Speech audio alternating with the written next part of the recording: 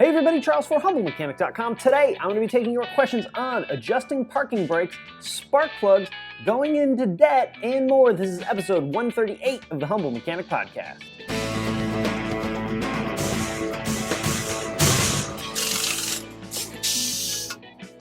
All right, to get a question on a show like this, email me, Charles at HumbleMechanic.com, and be sure to put question for Charles in the subject. That is what I use to filter out the emails for these kind of shows. And if you haven't heard your question answered on a show like this, be sure to do two things. One, send it to me again in case it got lost in the spam filter. And two, check the quick videos playlist on YouTube because I've been doing a lot more questions just with my iPhone and answering them there. Much shorter format, quick, right to the point. Not the full long episode, but it hopefully will help you guys out with the questions that you have. All right, before we get into the show, let's talk about the sponsor of the day, which is CRP Automotive. CRP deals in an OE maintenance and repair parts, timing belt kits, suspension components, and even fluids. In fact, they make the factory DSG fluid for Volkswagen and Audi. So check them out at crpautomotive.com. Oh, and you may be wondering why this video is coming out so late in the week. That's mostly because I spent an awesome weekend in the western part of North Carolina, one of my favorite parts of the entire country, riding around with a bunch of really awesome people and their R32s and Golf Rs at a super cool event called Wookie's in the Woods. I posted a quick video on Facebook about that. You guys might want to head over there and check it out. Super cool, awesome to hear, all the really highly modified and stock R32s and Golf Rs. Met some amazing people, so if I saw you there, thanks for stopping me, thanks for saying hello. I had a great time chatting with everybody. Be on the lookout for more videos from that coming soon. All right, let's get into your questions. First one comes from Sam. Hey Charles, a few weeks ago I started my new job at a VW dealership. I absolutely love the training that I'm getting, and the shop foreman is really teaching me a lot about the brand. Overall, it's a good experience, but I'm struggling with other people. They are either only there to make money and don't really care about what they are doing, or voice their opinion on how they do a certain job. So bad that it makes it seem like I'm doing everything wrong and even judge all of my tools as not everything is Snap-on or Mac. Have you ever encountered this, and what would you advise?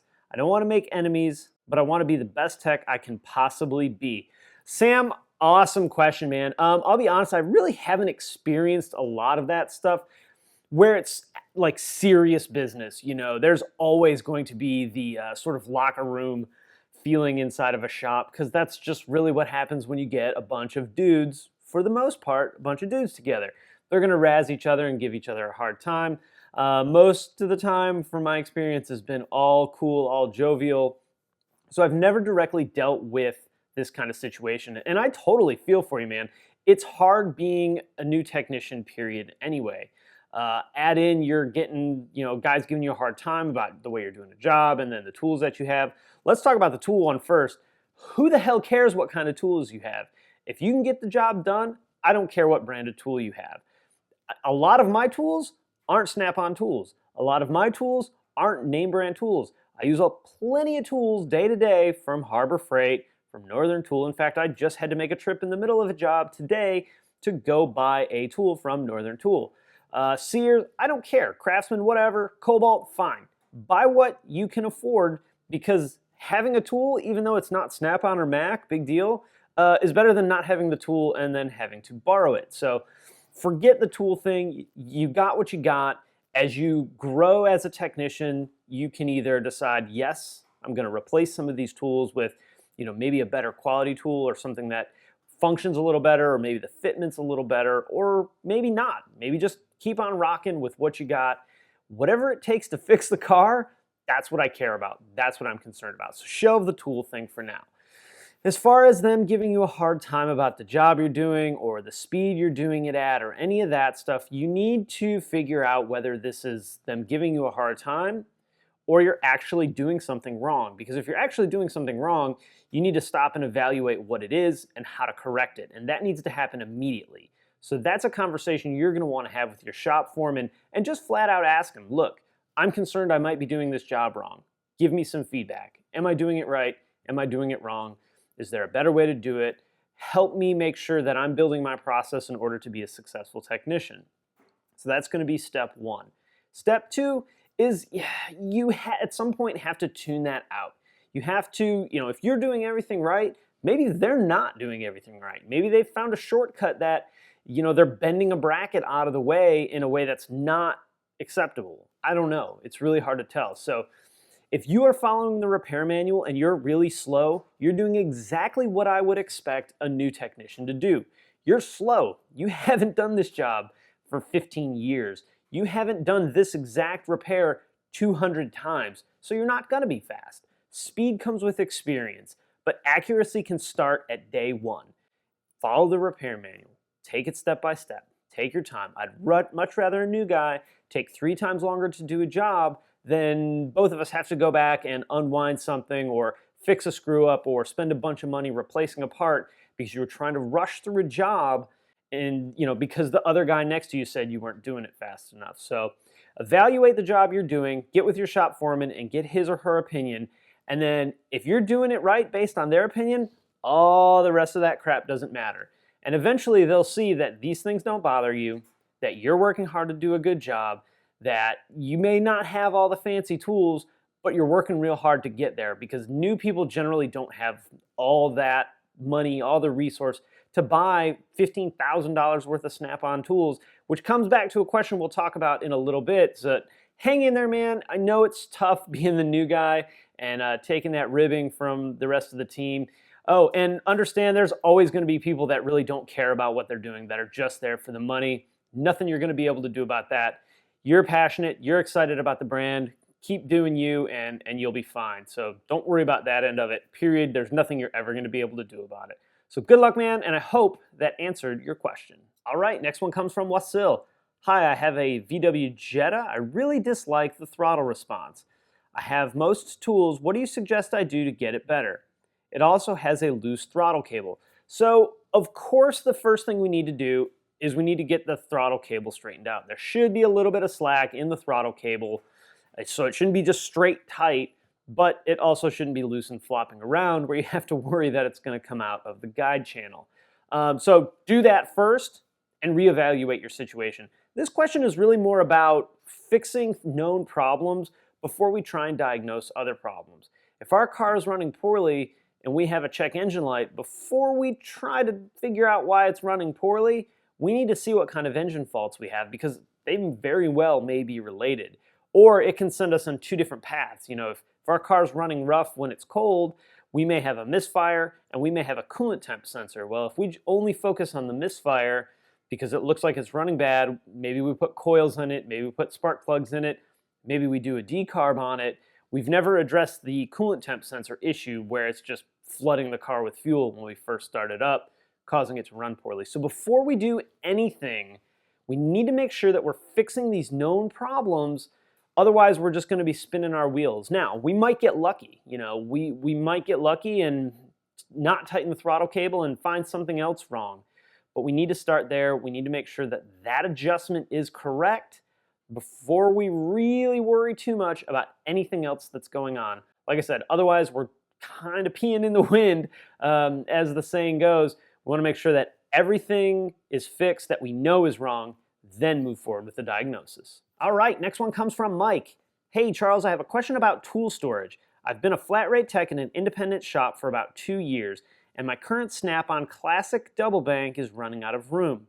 I've been going back and forth like crazy on either adding on to the box to create more storage room or upgrading to a triple bank Master Series. Either way, I feel like going into debt is going to be unavoidable.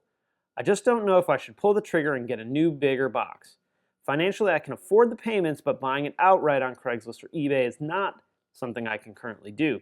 How do you feel about going into debt for tool storage, or if you have an opinion on what is considered good debt versus reasonable debt? Is it a waste of time adding on to the Classic? Sorry for the barrage of questions. Thank you for your time, Mike.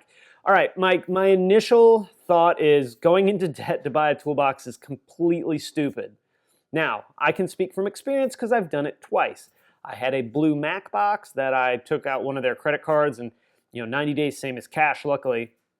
Paid it off right away. My Snap-on box, though, I didn't do that. I paid on it for about 1.5 years, give or take, that stupid weekly payment from the Snap-on guy. So my initial response is no, don't do it. Try and rearrange your toolbox more.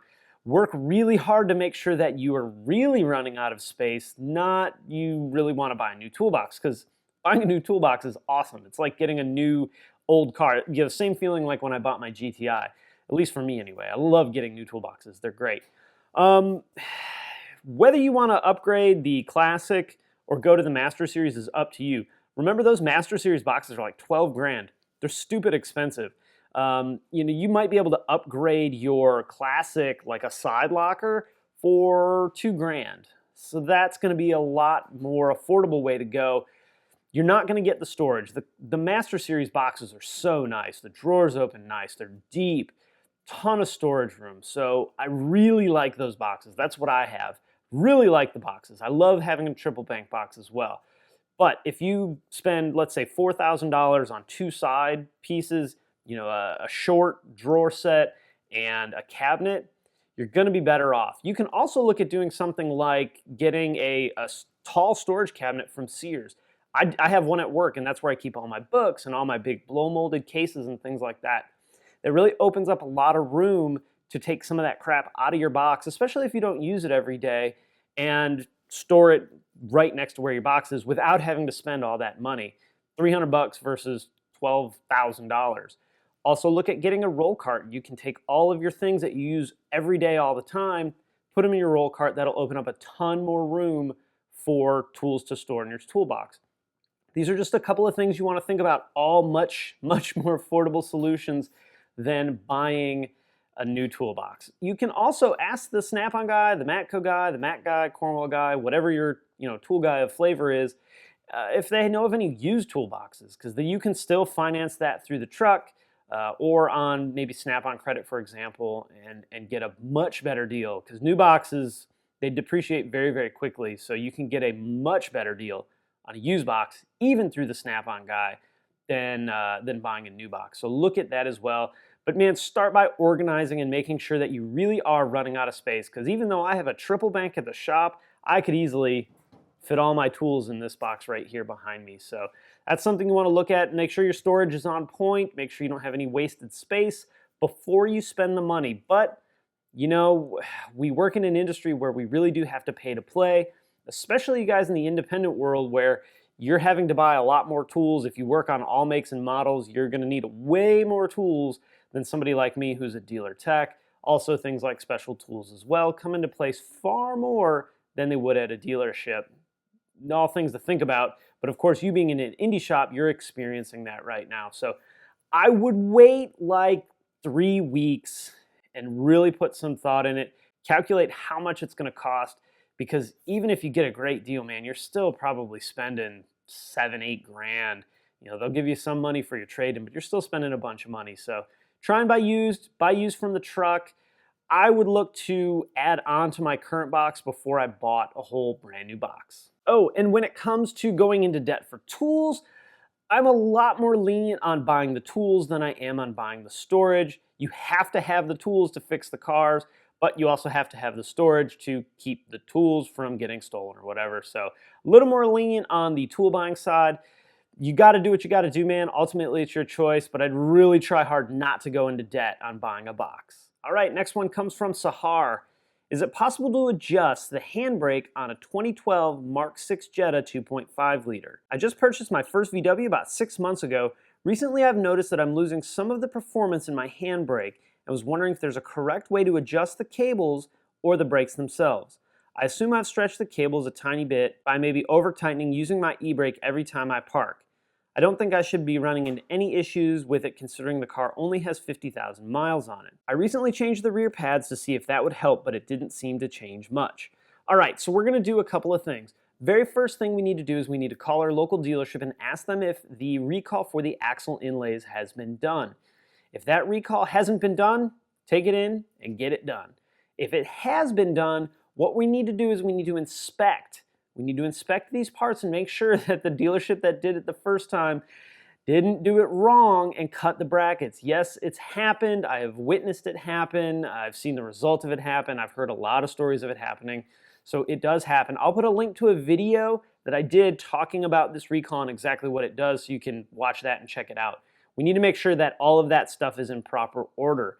If you need to take it into the dealership, they can put their eyeballs on it really quick and make sure that it's good, or make sure that it's, see if it's bad, I guess. If that's the case, what we need to do is we need to adjust it ourselves. So we need to get the back wheels off the ground, lift it safe, make sure you use wheel chocks on the front wheels, make sure it's in park, do all the safety stuff before we just get our car up in the air. We're going to take our parking brake, we're going to pull it up 2 clicks. Click, click. We're going to take then everything out of the center console, we're going to take the little carpet square out, and we're going to take the little plastic cover off. Then what we're going to do is we're going to walk out to our car, and we're going to spin the wheels, and we're going to see if they move. If they spin free, like the parking brake's not on, and you could take the parking brake off and feel the difference, we got to adjust them. If there's drag on it, then maybe we don't need to adjust it. Let's say that we do need to adjust it. Go back and pull it up the 2 clicks, 1, 2, and adjust it so there's a bit of drag on the back wheels as you turn them. So there's a little adjustment screw underneath the center console. You'll see it. You'll see the cables come into a bracket, and then you'll see a small bracket piece that will basically be your adjuster. We're going to just tighten that up. Tighten that up. Don't go crazy on it, but you don't really have much movement. So tighten that up, and then go back and see how your wheels are. You want just a little bit of drag, a little bit of resistance. Take the parking brake off and spin it again so you can really develop a feel for what this is like. So we want just a little bit of resistance when it's 2 clicks up. That way, when it's 4 clicks up, we have a wheel assembly that'll hold the car and not still have resistance. One other thing we also want to look at is we want to look at the cables and make sure that they're not bunched up in the sheathing. Usually you'll see a nice smooth cable, and you'll see an area that looks like someone kind of smashed it together. So we want to make sure that that's not a problem as well. And if that is a problem, then we just flat out need new parking brake cables. Depending on where you're at, it's either not very likely or it can be really likely. A lot of the Rust Belt states, that's a pretty common thing. All right, we got time for one more. This one actually also came from Sahara, and it's a great question as well. How bad are Autolite spark plugs in a VW, and what kind of problems can they cause? I recently put Autolite spark plugs in my car and noticed a slight lag in my car's performance when I really try and step on the gas. I remember you saying that VWs don't like Autolites. Do you think this could be the cause of my issue? And can you explain what kind of problems an Autolite plug may typically cause in a Volkswagen? The car isn't throwing any codes, so I feel hesitant to blame the plugs. All right, so if it didn't do it before and it does it now, and the spark plugs are the only difference, we're going to blame the spark plugs. They could be the wrong heat range, they could be the wrong type of spark plug. In that video that I think you're mentioning, which I'll be sure to link up, I think AutoZone or Advanced Auto or one of the parts stores had 17 different spark plug options for my GTI. Now they may not have so many for your car, but they're probably going to have a lot of different options for spark plugs. Go ahead, it's going to be expensive, but go ahead and get a set of OEM plugs and put those in there and see what happens, I guess. If you still have the old plugs, you can put the old plugs back in and see if that goes away. If that goes away, you're sold. You know what's wrong with it. It's a spark plug issue. It could cause anything from counting misfires to hesitation to cold start misfire issues to cold misfire issues, hot car misfire issues. It could be the fitment of the spark plug and the coil unplug because this is a 2.5. Any of that kind of stuff can cause these problems. We need to make sure our torque is correct on our spark plugs. We need to make sure, again, the coils are pushed all the way down. So go back and check your workmanship first. If you still have the old plugs, put the old plugs back in there and go that route. If it still does it, I'd get a set of OE plugs and put those in there and go from there. I mean, that's really the only thing you can do is eliminate the spark plugs as a factor if the car didn't do it before and now does it. Workmanship and parts quality are going to be the two main things that you want to check when you have a situation like this. And that really goes for anything. If you do something to your car and it starts doing something odd that it never did, eliminate what we just did, put it back the way it was, see what happens. You may, in doing that, find you made a workmanship error. You may, in doing that, find that the parts you got just flat out weren't right. So good luck, man. I hope that works out for you. Good luck with your parking brake adjustment, too. All right, guys, I'm going to wrap it up there. If you have any questions or comments, post it in the comments section below. Hey, if you liked the video, throw it a thumbs up on YouTube. I always appreciate that. You can also subscribe on YouTube or on the blog at humblemechanic.com. You can follow me on Facebook, Twitter, Instagram, and I've been on Snapchat quite a bit more, so make sure you guys check that out over on Snapchat, obviously, Humble Mechanic. Which one did I forget? Instagram, YouTube, you know, all the normal ones that I say every time at the end of the show. And when I stop in the middle, I get way thrown off rhythm, so then I tend to ramble like this. All right, guys, thanks for watching, and I will see you next time.